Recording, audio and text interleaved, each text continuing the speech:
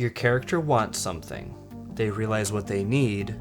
They arrive at/return to a new belief supported by X. Your primary goal when starting the process of writing a character should be to answer these 4 questions. The top 3 questions should be answered chronologically in your film, escalating your character from showing their wants to finding their needs and ultimately revealing their beliefs. The support anchor is what we call a ghost, the character's history that justifies their perspective, why they believe what they do, or did, because the ghost usually informs their initial beliefs and wants, only for them to change through the course of the movie. Let's look at Daniel Plainview from There Will Be Blood. In our last episode about understanding a character, we explored Danny from Midsommar. In that episode, Danny goes through dramatic change when she discovers her need and becomes a vastly new individual. With Daniel though, as we answer these 4 questions for him, you'll see that he is an immovable character who stands by his beliefs the entire film, and any tests that come his way only strengthen his beliefs. First,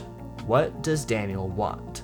The opening scene depicts Daniel mining for gold all alone. He is miles from any civilization, food, or drink. He wants wealth, power, and control, but he understands that this doesn't fall from the sky. He is putting in the lonely work to strike gold for himself. Much is said about the character of Daniel when in the process of securing his gold, he breaks his leg and then proceeds to crawl back to civilization regardless. This is a brilliant way to show the drive within Daniel, devoid of all dialogue or exposition. In the following scenes, we see Daniel using his wealth to become established in the oil industry over the course of the coming years. We know Daniel's want and he is diligently pursuing it. From this, we can deduce that Daniel believes success can only derive from his own hard work. This is the point in the story where we need to start testing Daniel to hone down his need that he isn't aware of yet. So in which ways is he tested? First, Paul Sunday challenges him. Daniel is seeking to own the land occupied by the Sunday family, who are interested only in expanding their church. Daniel poses himself as a family man, hiring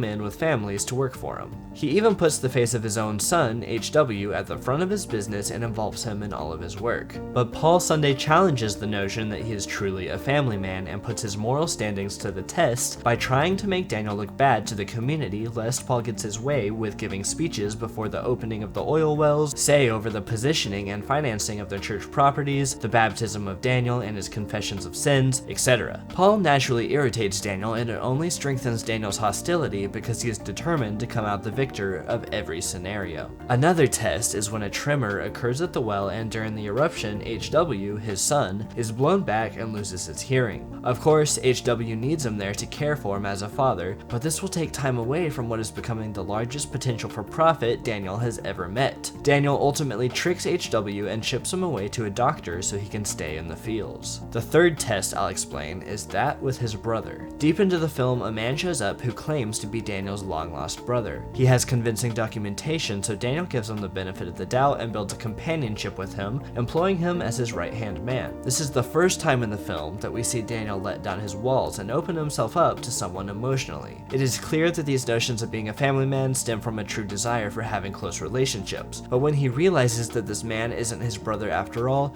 he shoots him in the head and learns his lesson to never let down his walls again. So through these tests, what does Daniel learn to be his need? He learns he needs to harden himself. He needs to not run his business as a family man, but as a cutthroat competitor to anyone who stands in his way. As he has now learned his need, we should come around to his beliefs. What is Daniel's belief? Our characters should have either landed at a new belief or have their initial beliefs reassured and strengthened because of all the tests in the middle of the film. Daniel is what we call a flat arc character, which means that he never changes his beliefs. He is the same the whole movie, and he is the conduit to change the world around him. It is essential to have change present in your story.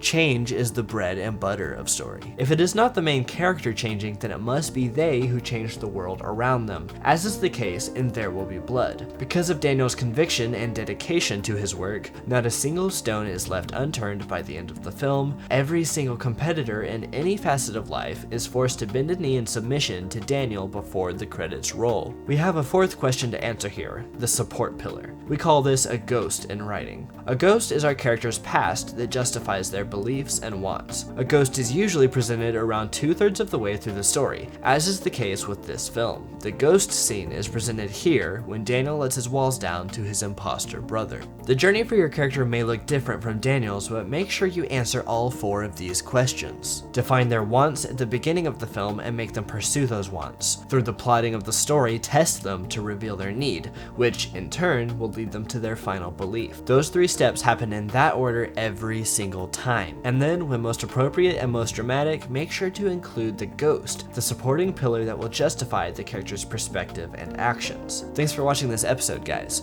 If you enjoyed it or found it informative, consider leaving it a like and subscribe. If you thought it could have been better though, first give it a thumbs down and leave me some constructive criticisms in the comments below so I know to do better next time. Thanks guys, I'll see you later.